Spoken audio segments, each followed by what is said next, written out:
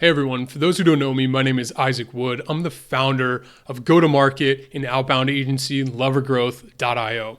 We're a certified Smartlead agency partner, and over the last few years, we work with over 52 B2B companies, ranging from publicly traded companies like Salesforce to bootstrapped and funded startups, anywhere from tech, finance, and agency businesses.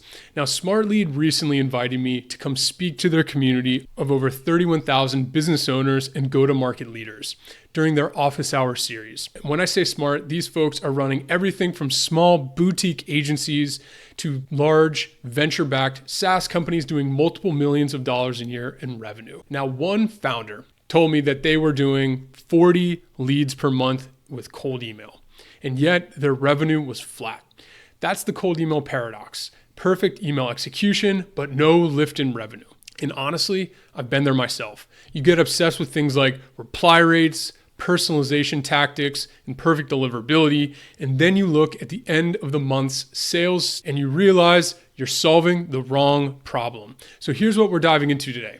I'm going to show you exactly how to turn more of your cold email replies into actual revenue using the same go-to-market diagnostic process I use with my clients who are adding 6 to 7 figures in revenue per year. This is no guru promises, no income claims necessary, just lessons from folks who have been there, done that, and scaled their top of funnel. Now, without further ado, let's jump into the key takeaways from the talk, starting with why perfect cold email execution doesn't equal perfect go-to-market systems. Hi, hello, and welcome to one more session of Smart Leads Office Hours. My name is Akash, and I'm your Customer Success Manager here at Smart Lead. Before we dive into today's session, I want to get the conversation started with all of you. Go ahead, click on the chat option at the bottom center of your screen and drop a comment and let us know where you're tuning in from. What's the temperature like in your city today? And finally, are you a part of an agency? Are you a freelancer or a SaaS company? We'd love to know. Again, center bottom of your screen and drop a comment, please.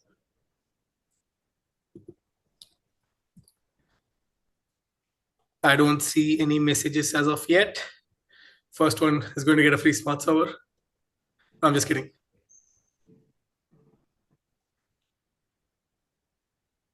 No messages yet. Again, there we go. Fritz gets a free smart server. Cleveland 90, Portugal, checking the forecast. UK 21. Mate, I was just joking. I don't know. But if I can, I would give you a free smart server. You know that.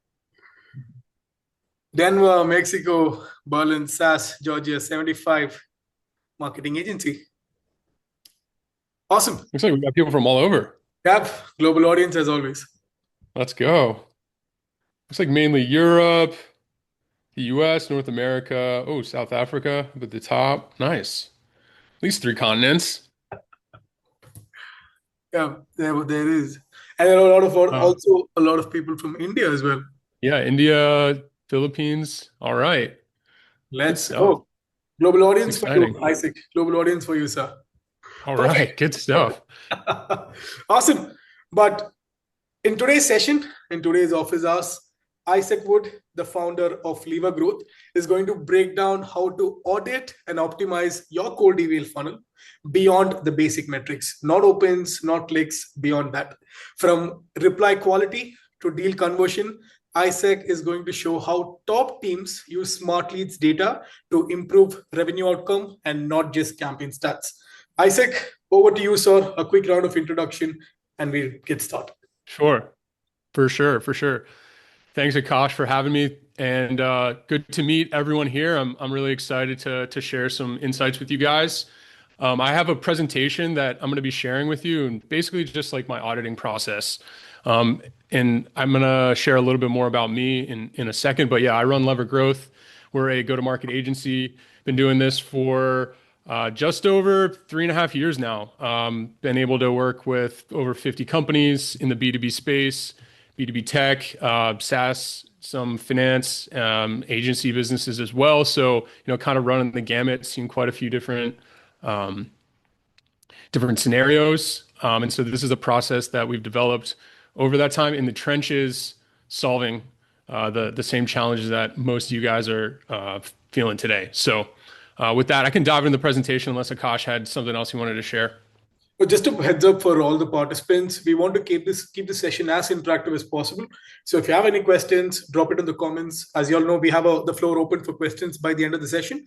But if you have any questions, drop it in the comments. We'll get them answered for you. But over to you, Isaac. Go for All it. right, good stuff. I'm going to share my screen now. Hang tight. Fire.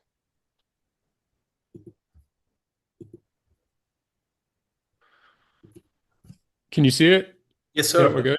Cool. All right. Like I said, this is how to turn cold email replies into revenue. So if you guys don't know me, like I said, I'm the founder, Lever Growth. We're also a certified Smartlead agency partner. Work with a range of companies from publicly traded companies, Salesforce, Meltwater, lots of different funded startups to bootstrap companies as well. In the spirit of transparency, I post a lot of free content on YouTube, at least weekly videos with actionable insights, similar to what we'll be doing today. Ideally, at the end of this call or webinar, rather, you're going to get a 3-step audit process and action plan that you can use to actually go and identify some of the gaps in your process so you can actually immediately improve your results without necessarily sending more cold emails, because that's going to be the goal here. And also this document, if Akash or we can share it once the call is over with everyone too. I'm happy to just distribute it out. Absolutely. Cool.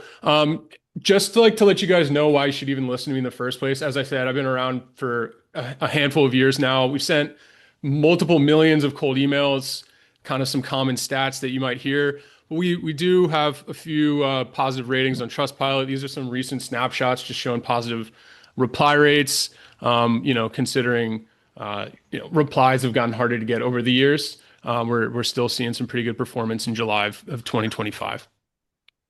So, in general, right, this is how or why most cold email experts hit a wall. And cold email expert, it's a pretty broad term, but it's somebody who has mastered email deliverability. You understand general concepts of DNS. You're writing value-driven emails, 50 words or less. You're not writing long drawn out emails. You're not using links. You're not having multiple calls to action or multiple questions, confusing the prospect. And as a result, you're getting some interested replies. So an interested reply is a reply from a prospect who is indicating some kind of interest in your offer or what your email is asking them to do. But the challenge is this isn't telling you how to make more money or get more people through your pipeline. And so I'm gonna share that with you now.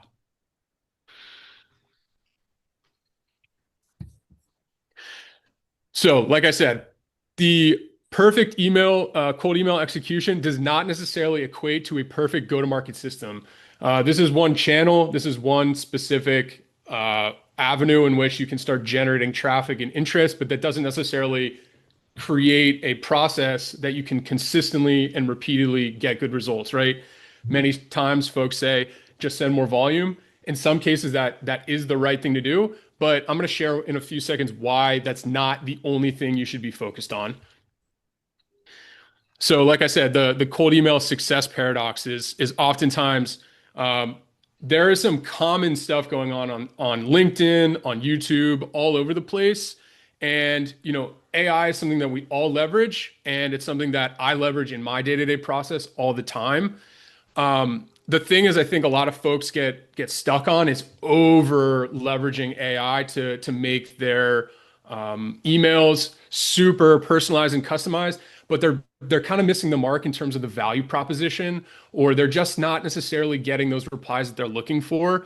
And even if they are getting those replies, they're dropping the ball on what happens after they get those replies. So the high level here is most of the time people are getting good or great cold email stats, but it's not necessarily converting into the revenue that they're looking for.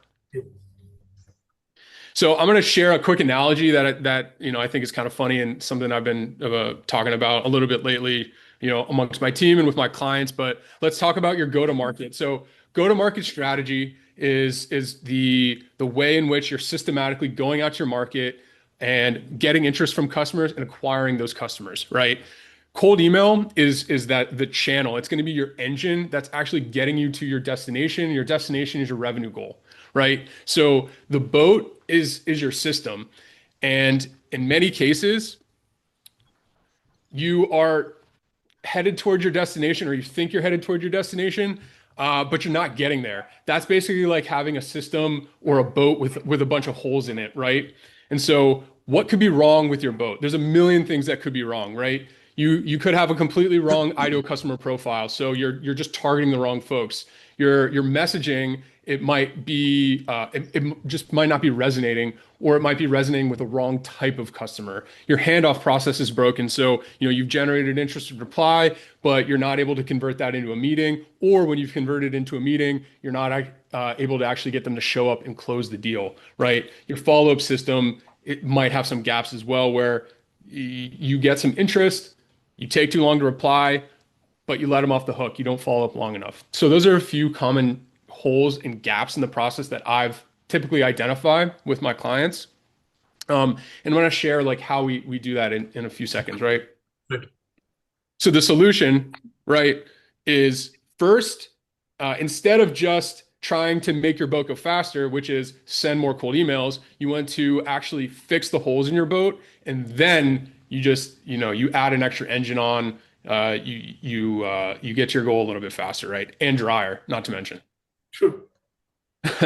Yeah, so this is a 4-step, I call it like just a basic diagnostic model. In actually determining where those holes are in your process, right? So how do you find those holes in your boat without wasting time, right? This is where most people get a little bit stuck here. They look at their dashboard, you look at your Smartlead dashboard, and you see, oh, our replies, our replies are a little low. We maybe just need to send more cold emails, right? That's not necessarily the case. So oftentimes people will point at a challenge in terms of like a symptom, right? The idea that I like to or the metaphor that I like to use is, you might have a headache, but it's not necessarily your head, right?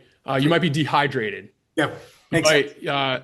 Exactly. So there's other challenges that are going on in your body that's causing your head to have an issue. And so that's the same thing with your cold email process. So an example is, hey, our leads aren't good enough, or our reps aren't closing enough, or we just need better targeting overall. Those are often symptoms of a broken process. And so, just like when you have a headache, it's not necessarily always in your head. You have to be able to ignore the high level symptoms, dig a level deeper, and actually start to understand like what's truly driving those those negative outcomes. And so what we'll do is typically start collecting and looking at data, right? So you want to understand your funnel. And a funnel is basically very basically, it's from the moment that somebody learns about your company all the way until they actually become your customer. And so, you start at the top where there's a lot of people, and then slowly working down until they are your customer, right? And so things you want to understand are lead to opportunity conversion rate, opportunity to actually qualified rate. You want to understand your qualified to close one. You understand your average deal cycle, your win rate by different lead sources, right? We're talking about cold email today, but some of you might be doing social media. Some of you might be running paid ads, right? You want to understand all those metrics. And if you don't understand all of them, you're going to potentially be misdiagnosing, right? You want to understand your inputs. Or your activity metrics, like what are your outbound touches per lead? What are your total response rates by channel or by specific type of angle? What are your show up rates? What are some of your follow up sequence? Like where are people replying in those follow up sequences, right? Another one that you can think about is like the handoff from meeting booking to the actual taking of the sales call. If you're the same guy holding the call, that's great. But oftentimes, if they book the meeting, they haven't heard from you in time, they're not going to necessarily show up to the meeting because they've forgotten. They had the pain in the moment. They were interested in learning more, but you didn't reinforce their decision to take action and show up to the call. And so that's another challenge, right? So the way that once we've collected all of our data and use our different dashboards to understand like all of our input metrics and our conversions, then we'll prioritize by impact, right? So you want to think about things in terms of what's the highest impact to the overall funnel that we have, and you start there, right? The highest impact that's going to have the best downstream impact to your process. And I'm going to share examples specifically to cold email about this in a second, so keep bearing with me. And then obviously the lower impact is what you want to fix last. It's things like, you know, in my opinion, changing, wording or, changing your spin packs. Like those are things that you don't necessarily need to focus on up front. And then again, like when you're changing a bunch of things at one time, changing a lot of different variables, it's hard to understand specifically what is actually driving the end result. So ideally, you want to isolate your changes in your testing, so you can see the measure and you can measure the impact of that change in your test, and then apply it with consistency, and then go on to the next challenge and solve and fix that one. Absolutely. And one question, Isaac, is Yeah. if you're going to cover this, awesome. But as you know, I still have people coming to me asking, my open rates are absolutely fine. There's one question on chat as well from Yash, where they say my open rates are absolutely fine. I'm doing 80%, 90%, but my reply rates have tanked. See, my suggestion there is going to be do not have opens and clicks tracked, because I've seen Yeah. people getting hurt. But what is your take on this, where people measure their open rates versus their reply rates? For sure.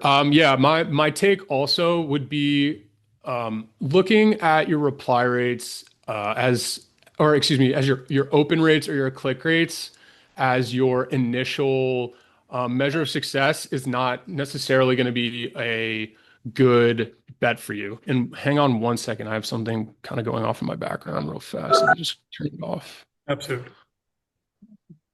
Gotcha. All right, here we go. Sorry about that. Yeah, so in general, reply rates are going to be more impactful than open rates. Good Open morning, rates. Dick. How are you? Sorry about that. Yeah, thanks, Akash. Open rates they often can be misleading because email servers can actually like automatically open emails. So like Apple Mail might automatically open every mail and scan it. So you might be getting an artificial rate there. Also can get picked up in spam more likely. And the reason why is there's a little bit of code that's attached to the email. It creates more weight in the email. And so as a result, that gets picked up by spam filters more regularly. So that's just one reason why I wouldn't necessarily be leaning on your open rates as the key indicator. Your reply rates is a better indicator. I'm going to share what those types of things mean in a second. But high level, it generally means something around deliverability. But yeah, like I said, you want to focus on the high impact down to the low impact, like in terms of priority. Awesome. And Yash, So, hope that answered your question as well, sir. Go for it. oh yeah, what do you got? But this was a question, right? It was regarding the open rate versus the reply rate, but you covered it all. Thank you so much, Isaac. Okay, cool. Yeah, okay, the KPI. Yeah, I'll share the KPI in a second. All right, so this is basically like the high level conversion model that I'm looking at, and the main sort of North Star metric is going to be your lead to meeting ratio. So how many leads you actually need to reach out to in order to actually book a meeting. That's your first main metric in the cold email funnel, and then from there you're considering like your show rates, your qualified, your close rates. But in the context of Smartlead and what we control inside of Smartlead, it's going to be how many meetings can we book per every lead that we're reaching out to.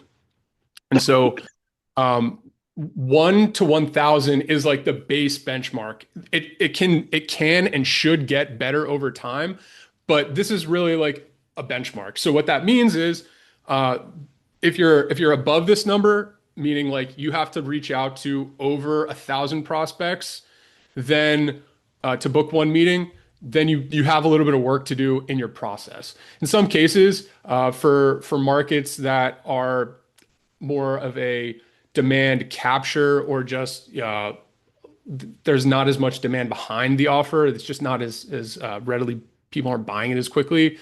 It might just be broader than this, but this is a good benchmark to look for. I'm going to share like how you actually get there in a second. Awesome.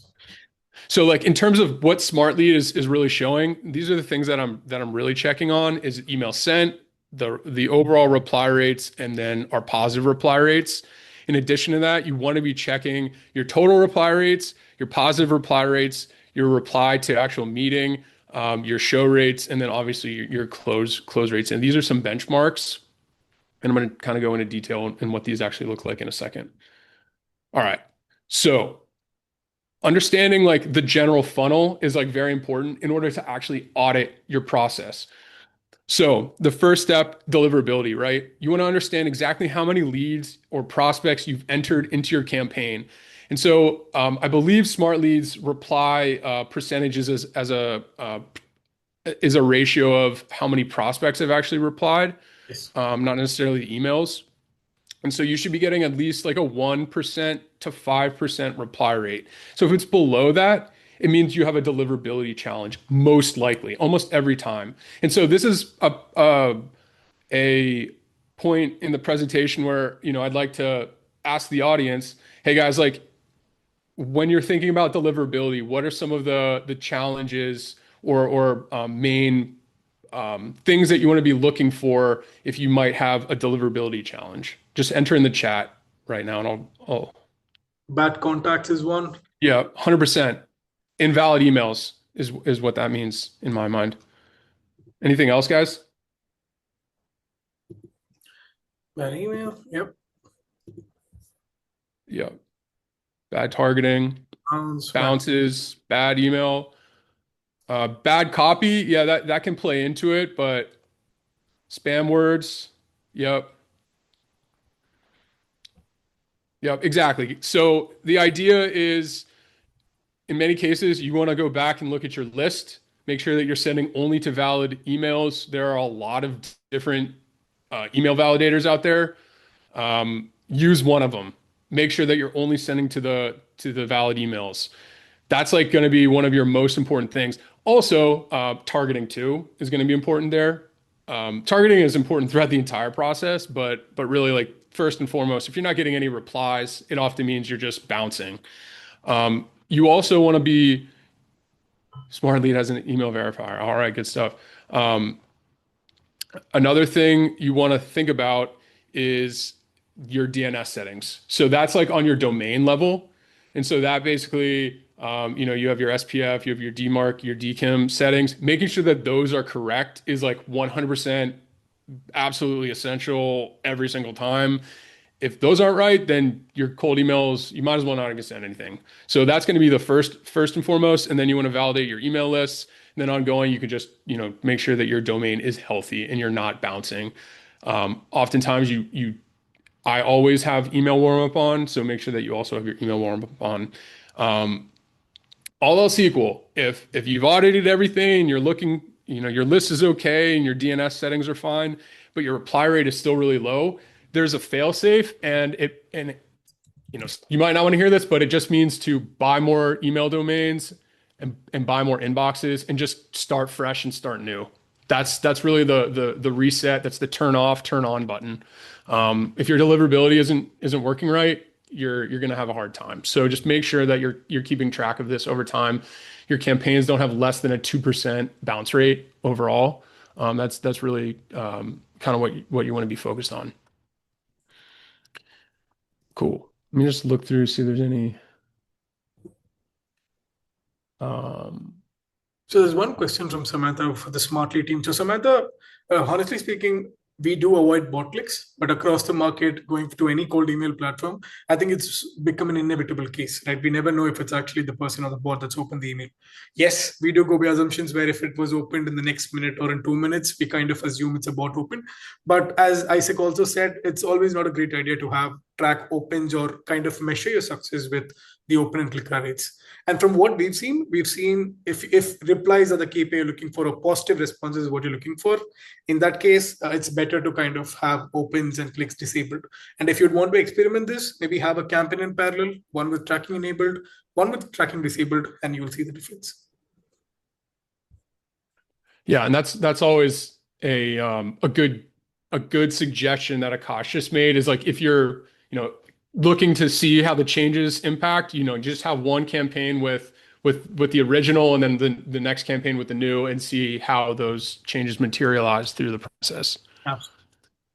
So moving down the funnel. So like I should have put this in between everything, but let's look at that thing again, the graphic, right?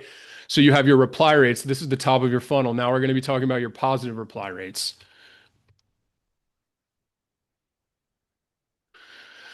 So this, I'm calling this reply quality, but basically this means that what percentage of your replies are actually like interested in what you have to offer. So what we're typically looking for as a benchmark is at least a 10% positive reply rate. So of every 10 replies you get, one of them at least should be, hey, I'm interested, or tell me more, or what's your pricing? What are your case studies? Those are common questions that are indicating some interest. Most of the time, the others will come back if they're going to be not interested, unsubscribe, don't email me again. That's that you'll get that pretty regularly, but you just don't email again. That's simply what you do. And then some out of office as well. But question for the group again: when you're looking at your replies and you might be below that benchmark of 10%, what are some of the things that you would identify to fix to improve your positive reply rate? Enter it in the chat.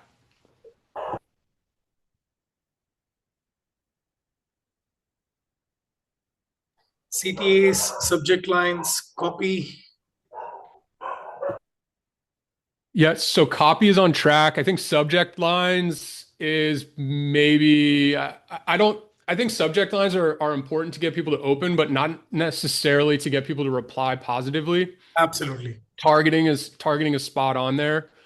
Follow up wouldn't be right because follow up means they've already replied to you and you're now following up with them down the line. This is more of a hey, you've sent that first email and they're getting back to you. You're saying, hey, I have this great offer. I have this great thing. Here's some social proof. You interested? As kind of the framework for the email. They're then replying either yes, interested, or no, not interested. So if it's below the 10%, what we're typically seeing and the things that you want to fix is first and foremost, you want to make sure that your targeting is right. Your targeting is going to be your most important factor across campaigns, period. This means who are you actually reaching out to? What's that audience? Are they the user of your product? Are they the decision maker or the leader who is tasked with an initiative who would benefit from your product, right? You need to understand who you're reaching out to first and foremost. Are they at the right type of company? So that's going to be an ICP mismatch or match. So you got to be hitting the right people. The next thing you want to be thinking about is your message market fit. So like that ties into your actual targeting. So who you're reaching out to and the message that you're writing to them needs to align, right? You could be hitting up with the right guy. You could be talking to the founder of the agency, but you're talking to him about potentially something that he doesn't care about, right? Maybe this guy he's a revenue focused guy, but you're talking to him about his back end finances, and perhaps he would reply, but what you really need to make sure is that's aligned. So finding out who is who is the end user or going to be benefiting most from your product and reaching out to them with the right message. So that includes testing different value propositions. So your value proposition is what is the benefit that your prospect is going to get in using your product or your service. And oftentimes it can be boiled down to things as simple as make more money, save you money, make you time, give you time back, or make you look better in front of your colleagues or your peers. Like those are a few just common things that you'll be looking for. And how important is the CTA, Isaac? This was in the chat as well, right? Yeah, that's a good question. CTAs, I would say, are relatively important in terms of the the things that you want to be testing up front, though. I would say first and foremost is just going to be your value propositions. So again, it's like, can you save them money? Can you make them money? How are you presenting that? And then usually you want to just come in with a soft call to action. Pretty simply is like, hey, are you interested? that's really a good way to just get people to say yes. Understood. Um, so like testing different calls to action is important, but before you're testing those, I would isolate your value proposition as the thing that you want to be testing first. Right. And then also too, like you got to make sure that you have social proof included. If you don't add it, oftentimes the social proof might not necessarily align with the customer that you're reaching out to or the prospect that you're reaching out to, which is why you might not be getting the responses that you're looking for. So either get better social proof, or reconfigure targeting. Understood. Any questions on this one? Nope, nothing else. Looking on the chat. All right, cool. Yeah, you're good to go. Social proof, as in mentioning how many customers work with us. Yeah, that's an example of social proof. Company names that you're working with, but the idea is you're also sharing a result. You know, you could say, hey, we're working with 25 companies. They've all helped, we're helping them achieve a cost savings, or we're helping make them money. And you want to give like a bit of a range, or if you can give specific numbers, that'd be great too. But yeah, that's definitely correct. Yeah, and maybe a success story or so, something that provides credibility and where people can see value out of it. What do you think, Isaac?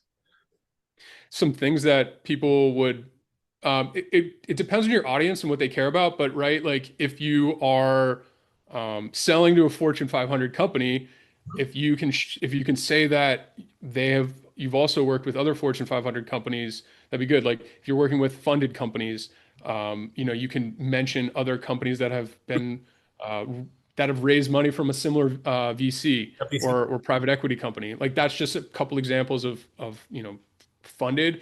On the more like bootstrapped side, you can just give a range of companies and hey, we've worked with 25 companies in your target vertical, and you would insert whatever the vertical is, and then you quantify the result. And ideally, you also can quantify like a time frame too. So hey, we were able to help 25 agencies, generate 10 to 20 more calls per month, with our outbound automated process. Pretty simple, right?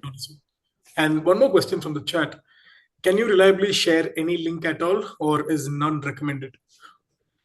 You can share links after they've replied, because then you're now a trusted sender in their inbox.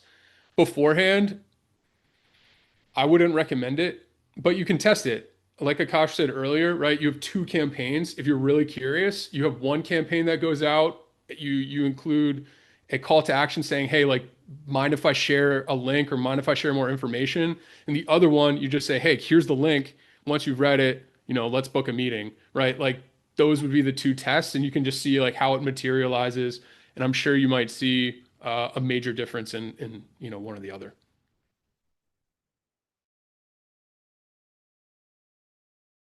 Yeah, absolutely, Anna. Because open tracking and click tracking, the way any platform would do They're technically the same. separate Yeah. things, but effectively they have a similar negative impact. Yeah, and it's basically an HTML minute tracking pixel that is attached in all your email. So HTML could be bad, is the assumption in the market. So yeah, Yeah, and setting personalized videos as a way, when you get back to the person, sending personalized videos is a great way to very much increase your conversions from interested reply into actual meeting booking, which is what we're going to be talking about now. So meeting conversion analysis.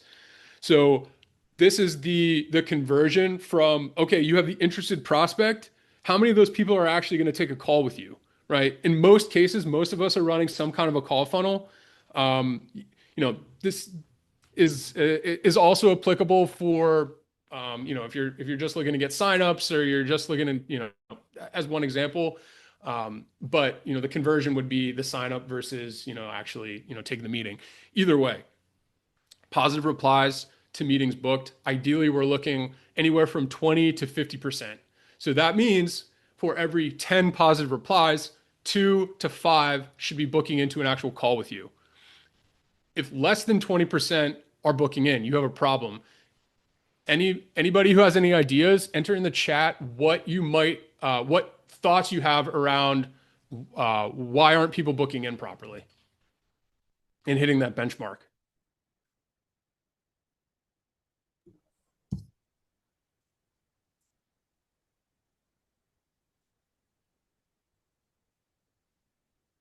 High friction CTA. So high friction CTA is a little more relevant on like the initial email. So again, you got to remember where we're at in the process now is the prospect has already replied to your first call to action. So this second conversion or third conversion in the process is they've replied with positive intent. You said, "Hey, um, we can help you achieve great result. Are you interested?" Prospect replies, "Yes." This is now okay. Take the next step and take a call with me. The call to action here, it should be pushing them to take that next step. Usually, though, the challenge, yes, just sending a meeting link and not offering meeting times, 100%. I always recommend you want to be as make it as seamless as possible. So maybe there is some credence to the idea of the call to action being having too much friction. But yes, you want to make it simple for them to book in. So you give them two times or two time windows. Hey, later today between 1 and 3 p.m. and tomorrow between 9 and 12. Give them a range of times. Or if you want to book direct, here's my Calendly link. So that's what I do every single time. And you'll see some people will just book it in themselves. Some people will just reply with the time, and then you can just book it in your Calendly like that. So that's a good suggestion. 100%. Not sending specific time, week follow up. Yeah. So basically, like the thing that I haven't seen in here, maybe I'm missing it, but it's actually going to be something called time to lead. So time to lead is how quickly you're actually getting back to your prospect. And so ideally, you want to be shooting for as quickly as possible and quick meaning 5 minutes or less. And so there's a lot of data and studies. You can see it from Winning by Design or Harvard Review. There's a bunch of people who do these sales funnel analysis tests, and they were saying something like 400 there's a 400 times increase in conversions if you can reply back to your prospect in 5 minutes. So you might think, well, why is that so important? I could just get back to them later today. It's still same business day. You know, you that could be true, but the big reason is why is somebody replying to your email in the first place? It's likely because they're currently in pain and or they're feeling that pain like that minute and they have a little bit of time on their hands to potentially solve for it. So if you can get back to them like as soon as they reply, you have the attention of the lead, right? And in today's world, sure you've seen it around, attention is the new oil, it's the new gold, it's the new big commodity, right? True. Attention is basically our time, and it's the most finite resource we all have. So if you can capitalize on that, that's going to have a massive impact and improvement. And so one simple thing that you can do here to solve for the reply time challenge is create an automation. So Smartlead will automatically categorize your replies for you. You can then set up an automation using a simple no code tool like Zapier, a little more you have a little more tech skill. You can use Make, whatever tool. It's irrelevant, but just get something that once you have it synced up with your Smartlead account, send it to whatever your notification is. Get an email or get a Slack notification saying, "Hey, this person replied." Get back to them immediately, so you can then share with if you're the one replying or your team, and they can get on it really quickly. If you want to take one step further, you just give them a call, right? Because they've already replied. And you can say, "Hey, um, uh, saw you reply to this email to my founder, or saw you reply to my email. What about that email led you to reply, or what was interesting about that email?" As a quick, simple thing, and then you can qualify them on the call, and then you might even be able to just have a sales meeting with them right there. So those are a few things that you want to focus on in terms of the meeting conversion. Time, you want to give them enough. Um, you want to give them like enough time windows, and then third, which I didn't really touch on yet, but pretty simply, you just got to make sure you're answering their question. Just be direct, right? If somebody's asking for pricing, it's 2025. Uh, Cold email, there's not a lot of influencing power in terms of like being able to be like uh, telling telling a story around your pricing. So usually just give a range if you're afraid to give an exact price, but don't skirt the question. Be like, I can tell you on the call that people kind of see through that at this point. Um, in terms of pricing, in terms of case studies, make sure you're sharing some value. Hey, we were able to help companies achieve a result. If you can break it down in detail with like a Gamma doc like this, or some kind of a presentation or a video, it's going to be really, really solid for you as well. You can give them some kind of an asset, a checklist, a guide, something that is useful, but plain and simple, answer their question every time. So 100%. that's conversion analysis. Next one we have here is the show rate. So if ideally what that means is just you want to get 80% of your people to actually show up to the call. So like of every, call it 5 meetings you book, that means that 4 should actually show up. If it's below that, that means your appointment setting process is broken. Another question in the chat, if you guys have any ideas around this problem here, what would you be looking for, or what indicators are you going to be looking to fix to improve your show rate? And in the meantime, while they do that, one question from the chat, Isaac, is I'm sending 10 to 12 emails from one inbox and using Spintax, but format of emails is the same in each inbox. I ask my question, a brief intro, then my CTA. Does that still risk getting caught in spam filters eventually? There's always the chance of it landing in spam, for the reasons that I mentioned above. If your messaging isn't good, if your targeting is bad, if it seems overly templated and it's not relevant to them, then yes, it will absolutely get marked as spam. That being said, assuming you have good targeting, um, assuming you have good messaging, it's like relevant to them. You have a pretty easy, low friction call to action. Then if you're doing 10 to 12 emails per day and you're using Spintax, you should be okay. But the thing you want to look at is look at your replies. If they start dipping below that 1%, then you want to start digging in a little bit deeper. You can actually click into your emails.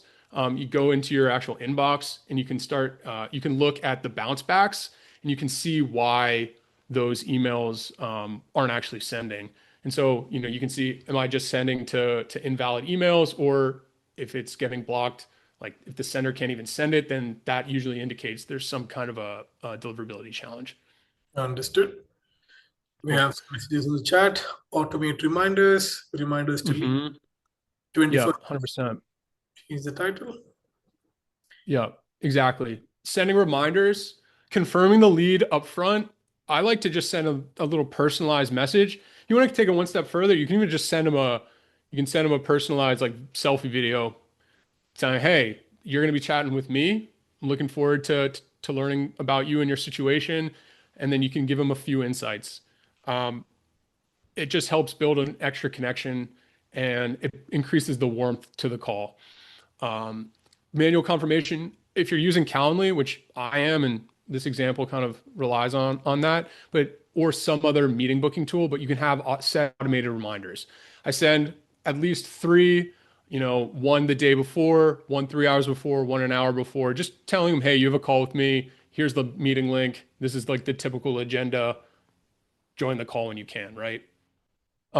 In that manual follow-up, you want to share, hey, if you have a VSL or a video sales letter that gives context on your process and your case studies and all that good stuff, make sure to share that as well, because that'll then help warm the prospect. I also create a pre-meeting flow that's coming from my email, not Calendly, that gives them more context. Again, it's like, hey, this is a case study of a company that looks like you. This is the results that they've been able to get. Here's a little bit more context on our process, and this is how it works. This is like the timing of the results. This is the pricing. Those are some of the emails that you want to send ahead of time. And also too, like the way to think about these emails is like what are the most typical questions that you get, like our basic FAQ that you get. You can just write some simple emails answering those questions ahead of time, sharing it with them, and it really helps you frame the call. So when you actually hop on a call with folks, they're not going to read every email every time, but you're sending them information and you're being transparent and they're going to read some of it and they're going to hop on the call with way more like confidence that you are able to solve their problem. You understand them, and you understand their problems and you can articulate the solution to their problems. So there's a much higher chance that you actually can solve those problems, right? Um, how to handle risky, bad, and email not found leads if you use Apollo. Okay, yeah. So, good question. There are a couple like no, there's some catch-all tools that will verify catch-alls. That would answer that part of the question. The way you can get around, like if Apollo isn't the only, if that's the only tool you're using, then you can use some kind of a waterfall. So there's a bunch of different tools. I use Clay, which has built-in waterfalls, which will push your emails through a handful of other different email finders like Find Email, ICPs, Lead Magic, Prospeo, so on and so forth. So that's what I would do there. All right, so then the close rate, yeah, so ideally, of the 80% of the meetings that show up, you should be closing between 25 and 35%. So what that means is, right, like one out of every four or one out of every three should be a closed one deal. So this is not where it's at. Um, you know, put in the chat if you have a couple ideas around what you would fix. And I gave you some hints here at the bottom, but if you have any other ideas, let me know in the chat. And in the meantime, again, one more question from chat. What is the best way to warm up your prospect prior to the meeting, Isaac? The sales Yeah, idea you told was actually a good one. But apart from that, do you think there are any? those are pretty much the main ones. But like I said, you want to create some kind of a manual, personalized reminder, and then you want to send them information that's relevant to your process, your pricing, and the main objections that you get on your sales calls. It can be anywhere from a handful of emails to, you know, 14 emails over 3 days, right? You might sound like, oh, that's a lot, but these are high level business people that you're talking with ideally, and they're busy. And so people often appreciate professional persistence. And if there's some like rhyme or reason to like the email flow, then it makes sense. People are willing to read it. Keep the emails like less than 100 words. Don't send a novel every time, but that's what I would recommend. And like I said, if you get their phone number, you can text them. That's another thing to do. Send a pic or a quick video. Uh, you know, One of the things to really differentiate yourself is to be a human in an AI world, and build a real connection with somebody. And we're all like native online, or at least good enough doing business online now, where we all have set up these automated systems. But doing some of the unscalable things is also a really great way to build a connection and turn people who are leads into actual customers. Got it. Makes sense. Cool. So didn't really get any suggestions here. It's all good. I'll just go through the close rate. If you're hopping on the call, they're not a good fit. That's usually a challenge around your messaging.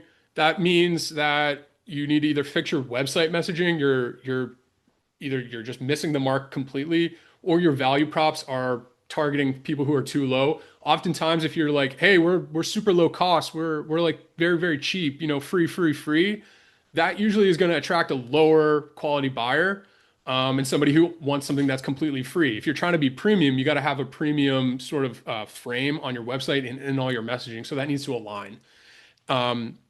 If they're simply just not closing, you need to improve your sales process. So it all starts with after the meeting is booked, and you got to just make sure that you have your pre-meeting flows. You got to make sure that you're following up in time. You have a dialed in sales call where you're actually running discovery. You're actually talking through pain points. You're establishing the the results of not solving those pain points and where they're currently at today, where their goals are, what's the gap that's actually preventing them from getting there. Uncovering all of those things in your sales process is an absolute must. And I would recommend, if you're not closing at the rate you want to, anybody can do this. If you're recording your calls, go into your call recording service, pull down the transcript, throw it into Claude or GPT, and just be like, hey, rank my sales call using the closer framework, and give me actionable insights into my process and how I can close this deal. Right. Or if it was a closed loss, like what would you do differently? As just like a very simple example of a way to get a lot of leverage with AI in 2 seconds. Makes sense. So that's pretty much the audit framework, really briefly in some overview, right? You just don't want to optimize for the wrong metrics, right? So focusing on those open rates, versus actually the ones that matter, just positive reply rates. Think about just like testing subject lines before testing for value propositions, ignoring the post reply process, meaning you don't have any speed to lead system, you don't have a booking process, you're not confirming the meeting, you're not getting them to actually show up. And then, you're just scaling your volume before you fix all these things in the process. Going back to what I said earlier, right? Volume can be an answer True. given you've solved for all of this first. Yeah, so solution framework, we can hop through this. First thing you want to do, identify the hole, plug the big hole first. Systemize what works. Once you've plugged that hole, create a process around it. Build an SOP for yourself or your team, build a checklist, always. So if you can do the task end to end with the checklist, it's good to go. You validated it. Then you want to continue to work on the metrics, just tweak, first figure out your value props, and then start tweaking your calls to action, right? Those are going to be your more downstream effects. From there, scale it up. Add some volume. That's when you just want to start experimenting with more tools, leveraging more complex AI analysis, stuff like that, and then adding team members. A question from the chat: how often should users rotate inboxes or domains to maintain performance? Do you think there is a specific timeline for that, Isaac? Rotate inboxes. Yeah, I mean, ideally it's they're not always on, you know. Say it's pretty common framework to just think about like a 2 week time frame as like a good 2 weeks for warm up minimum when you're setting them up. If you have enough volume kind of sitting on the side, you could always be running campaigns with fresh inboxes. Yes, I'll share this presentation, Sonny. But yeah, overall, um, inbox rotation, just try to have like a little bit of excess volume, like 30% or 1/3 of additional email inboxes, so you can always be like rotating in fresh ones that are going bad. And what I mean by going bad is lower than 90% on the inbox scores. You want to pause those on like actual email outbound, and then just have those going on warm up. Sometimes they can be healed. Most of the time they can be. Other times you might just got to restart them. So yeah, 100%. Makes sense. cool. I know we have just a few minutes here. I'm going to kind of run through the last of this the end of this, but this is the bottleneck analysis. And this is like what it looks like before, right? You have 1,000 emails a day, assume a 3% reply rate, 5% positive reply rate, 30% booking rate, 80% show rate, 35% close rate. These are all like in line with the numbers that we shared before. And you'll get 2.5 closes per month, right? Right. So that's all well and good. I'm going to show you how just changing one thing in your process without sending any more email volume is going to actually like completely change your outcomes.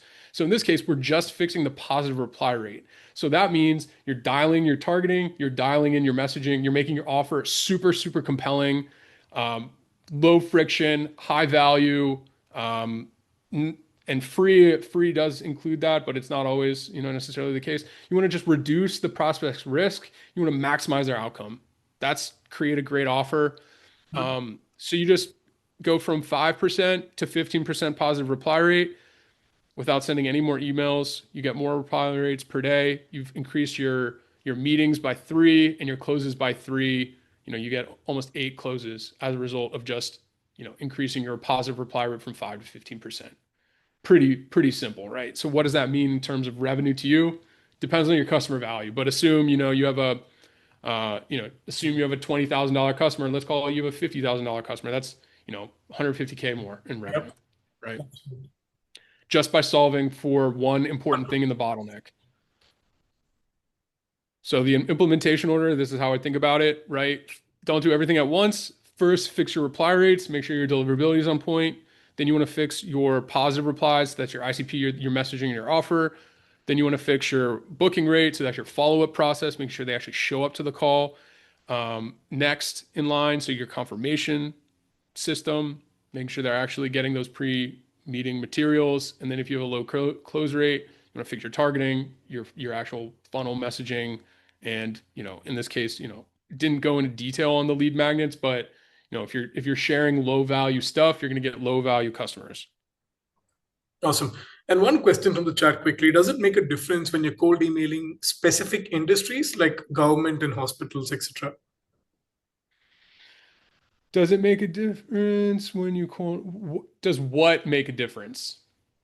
Like, are I what are believe, we yeah, I think that we need some clarity there. But is it regarding, as to what to fix first? yeah, is it regarding, The no, I think this is just going to be bottle solving for the bottleneck, right?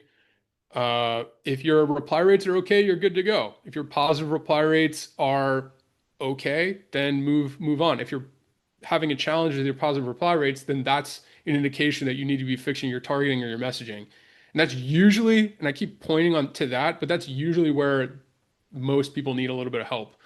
Um, so it doesn't really matter the industry, to be honest. This is applicable across all industries, uh, every vertical, because this is how you're going to convert them no matter what. So the audience can be, you can talk to a nurse, you can talk to the head of the hospital, you can talk to the CEO of a health tech company, right? Or you want to email the president, you're probably going to get a low positive reply rate from them, or they might not reply at all. But anyway, yeah, it doesn't matter. You're going to just think about the funnel and you want to solve for each problem in the funnel. got it. Makes sense. And one Yeah. last question from Manav from the chat. It is funny that happens to me when I make a new campaign from fresh inboxes, they pop off, but after a month, it absolutely tanks. Yeah. Good insight. That can happen. And that could be a couple things. It could just be like they've seen your message before and it was interesting. And then for whatever reason, it's, you know, called like banner blindness, effectively like messaging blindness. Like it doesn't resonate with them anymore. That's just one example. It could also be a deliverability issue. Uh, it's going to depend, and you're going to have to like kind of isolate the variables and determine it yourself. But those are usually two things. Again, what you can do and to solve for the deliverability thing is keep sending those messages and keep prospecting into that target vertical, and then just get some new ones on the side, and then just see if it does a similar kind of pattern. If that's the case, then there's maybe some people inside of your campaigns that are, marking you as spam or they're just bad fits. So, remove all of those people and then, see what happens with the next campaign. Awesome. Makes Yep. sense. Cool. Simple action plan for everybody. And, you're listening to this, you're in one of the 7 continents. This is applicable to you. If you're in any industry from government to tech to finance to everything in between. This can be relevant, right? So what you want to do is first audit your reply conversions, right? So see how your replies are over the last 30 days. You want to categorize them positive, negative, neutral. Smartlead will do this for you. And then you want to calculate your total positive reply rate. You can do this overall, so across all of your campaigns. You can do it by campaign specifically, and then you can also do it by individual angle or value proposition. And so you can break these down to get more granular data on, how those campaigns or how your specific messaging is actually working. From there, you want to fix your biggest leak, right? So you want to look and you see if you have a 10% positive reply rate. If it's greater than that, you're on the right track. Then you want to start looking at your booking rate. If it's greater than 20, 25, if it's less, sorry, if that should be if the booking rate is less than 20%, you need to fix your follow-up process. You need to reply back quicker. Just create an automation for yourself to reply immediately once they get back to you. And then, if it's below 80% in terms of the showing rate, you want to fix your confirmation system, right? Makes sense. Then scale your systems. That's it. Yeah. Increase your volume after you fix the biggest bottlenecks in your system, and then from there, you should see measurable impact to your overall campaigns. So yeah, this is the checklist. Audit your metrics, identify those conversions, implement a fix, measure the impact, systematize those changes, and then move to the next biggest constraint. Yep. And so we've talked about these pretty much like throughout the whole time, but most of the time your go-to-market problem are going to be systematic, not necessarily tactical. You want to fix your boat before adding more power. One variable testing prevents confusion and misdiagnosing your challenge, and use the highest leverage point in your process. Fix that; it'll create a cascading effect downstream. Very, very important. And thinking about things in terms of systems. How it all fits together is very important relative to just creating like simple band-aid fixes throughout. True. So next steps, I'm going to share this with everybody. Feel free to connect with me on LinkedIn. Also subscribe to my YouTube channel. I post content like this weekly, and I'm active on LinkedIn, posting content similar around this kind of stuff. Feel free to shoot me a DM. Tell me, if you have any questions or if you have any feedback on the press. But yeah, that's pretty much it. Thanks for the time, everyone. Absolutely. That was solid, Isaac. Like, I think now we have a lot of things to do before we scale our cold email campaigns, right? And that's a crucial part of it. And we'll share the document with all of you so that, you have all the information you need. And you also have Isaac's YouTube channel and socials, the last slide. But opening the floor quickly, I know we're beyond time, but a quick 5-minute question and answer session. So Sure. have a I question. just shared, Yep. by the way, I just shared the doc in the chat, so Awesome. anybody can access it. Thank you for that. So we have one Manav raises his hand. Manav, if you can turn on your video, I'll quickly spotlight you, mate. There you go. Can you unmute yourself? Isaac, you can maybe also stop sharing your screen if that works to basically see everybody. Oh Awesome. yeah. Can you unmute? Okay, I can now I can. Hello, Isaac. Hey there. Yeah, so I'm the same guy that asked the question about like first month it works and next month Yeah. it tanks away. So the Yeah. situation is like I made a campaign in a MENA region. The copy worked, got plenty of meetings. My client got also a lot of clients from them, 5% reply, a lot of meetings. But when I went to Spain, same similar copy, just changed slightly things in the case study. It completely tanked, like from 5% reply to like 0.2. And I A/B tested my infrastructure and it was like 100% deliverability. But I'm like, what's not happening? Then there was no open rate. And I'm like, what's happening? What's happening there? So that's the whole situation happening here. Did you say you had your open rate on? Just for testing purpose because there was no reply. So for 50 set of send capacity, there was open rate on, and afterwards I closed it. Hmm. So, um, you waited. So these were new domains. No, okay, these were slightly older. The when I the This is usually the case for every of my clients. When the first campaign or first batch of campaigns are launched with these, which are usually like 6, 7 campaigns altogether, they all Yep. work great. But 1.5 month later, when I run a second run, they completely tank, no open, no reply, no nothing.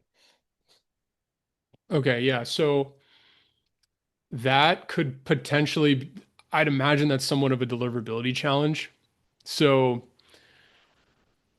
without being able to go into the inboxes themselves, the typical response would be, okay, pause campaign and wait for 2 weeks, resume campaign after 2 weeks. And at that point, if you're still getting point whatever replies, then you probably just want to buy new domains.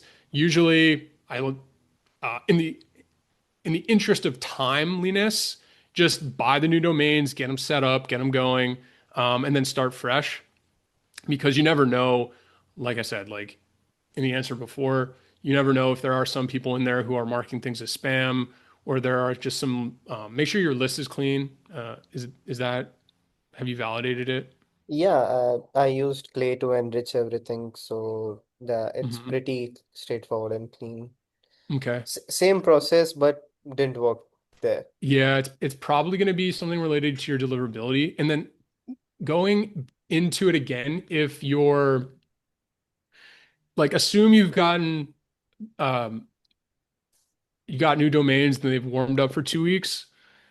That should like solve the problem for most of the time, assuming you're targeting your messaging is right. But again, it's like I can't necessarily validate that right now for you. But if you were to do it yourself, just make sure that that your targeting is on point and make sure that the messaging it sounds good. Like it's there could be something wrong in your messaging. You maybe have some spam words.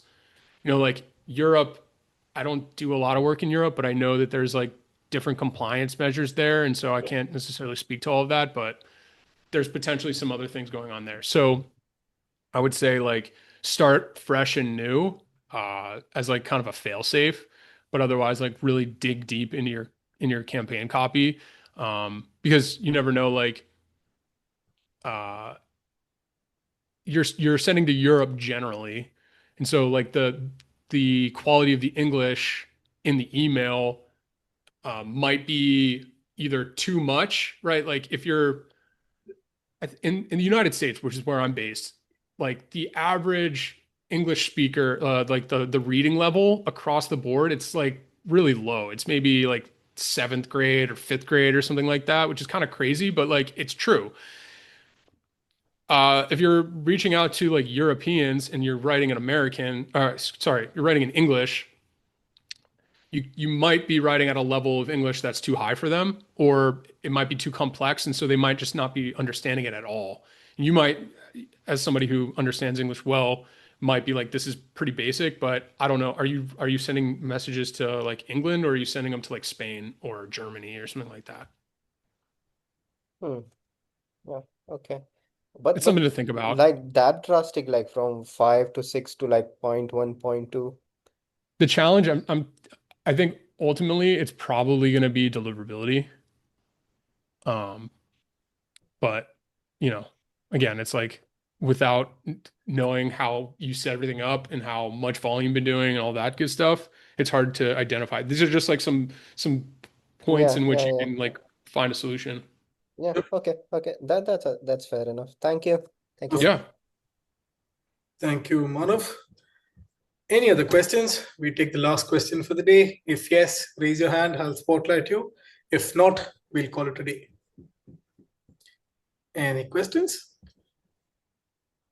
Oh, so we wrote in Spanish only. Hmm. Where do we get data of company intentions when targeting? Intent data. There are different intent data providers, but that's one of those things that like it's basically like what's the magic wand for the buyer? Where do we find the buyer? And you got to think about it like this. What is the best customer look like and what did they look like when they chose to buy? So what was their company like? Were they new? Did they have a new leader? Was there a reorganization? Did they just raise funding? Did they just announce a new product? Think about those kind of factors. Are they using specific technologies? Do they not have something? Like sometimes a negative is good too. Like I have a client, if they didn't have a CFO, they'd be a good fit, right? So understanding what about that company makes a good buyer, then you want to go and find companies that look like that as a way to create some intent for yourself outside of me just telling you to go find a software that claims to have intent. Supposing I'm a new GTM, where would be the best place to start? Just like personally on skill sets and knowledge. That's a great question. Go to market is like super broad, and it's kind of like the term of the moment, I would say, go to market engineering, all that good stuff. But broadly, like go to market, the way that I define it is the way in which you find and attract new customers. So if you're interested in copywriting and marketing, I would look into, you know, how to do copywriting. If you're interested in cold email, I believe Smartlead has an entire, like training guide and a bunch of FAQs in there that would be a good start. I have a YouTube channel. I got quite a lot of stuff on there. I have a free I have a newsletter with a free 33 module go to market training going from like understanding your market all the way through like complex scraping. So I can share that as well. If you want to join that. It's called leadstoearnings.com. Share that here. But yeah, that's leveraging a lot of Clay. But yeah, I would say use some of the main software companies, and often they have good trainings. So like Clay, Smartlead, those are two big ones in the process. YouTube is a huge one. There's also a lot of good coaching programs out there as well. But you feel free to DM me if you're looking for some more specific guidance. Thanks, Alex. Perfect. So, last question for the day from Darren. Do you see any special challenges using cold email for fundraising, especially with booking rates? Um, Follow up to that. Are you talking about you're wanting to get fundraising or you're looking to provide fundraising?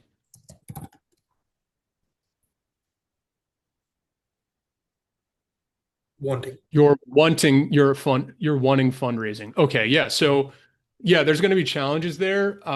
It just depends on like how in demand your product or your service is. But a good way to do that is build lists of potential investors, and you can, either go for direct meetings. They get a lot of that kind of messaging. You have a platform, you could potentially try to invite them onto like a podcast or some kind of a conversation. If you can give them some free, if you can give them some free value or something that's like useful. Like I booked a call with a VC this week, and I provided him with like a free document that was like, hey, this is like a go-to-market strategy, like specific to like your situation. We should hop on a call to discuss how we can help you out with this. So like you got to just think, what do they want in reference to like what you can solve for them? And obviously it's they probably want to make a bunch of money. But you got to be able to articulate and show them why you're worthy of a reply. And it's just showing value, getting them intrigued with, your background, your case studies, your success, um, and just getting in front of them. And oftentimes it also just comes down to like multi-channel. So hit them up on email, DM them on LinkedIn. If you can find their phone numbers, call them, just get in touch with them. That's going to be the best way. People appreciate the persistence. Awesome. Thank you for that, Isaac. We come to the end of the session. Anything else you'd want to add before we wind up? Sorry, I was reading one of the comments. Anything to add? No, I think that's pretty much it. Yeah, the high level guys is cold email is a game of volume, but you want to make sure that you understand your metrics and you want to understand your inputs and your conversions along the way. That's going to make your cold email game and process way more valuable to you and your company. So just make sure that you're keeping your deliverability on track and you're super tight on your targeting and your messaging, and you have a good appointment setting process. And that's going to be the road to actually generate some revenue. Absolutely. And thank you so much for all these actionable insights. I think it's not something just we know, it's something we can actually put it into action right after this session. And for people who join late, we actually have the whole document in the chat as well. So make use of it. Isaac also has his socials there. Follow him on YouTube. If you want to DM him, you can DM him on LinkedIn, if that's okay, Isaac. Yeah, So that's fine. awesome. Yeah, connect me and we'll DM. Yeah. 100%. So thank you all for taking the time. 3 consistent things in life. death, taxes, and office hours every Thursday. Let's see you on the next one. Yeah, cheers. Love that. Thanks, guys. Thanks, Isaac. Cheers.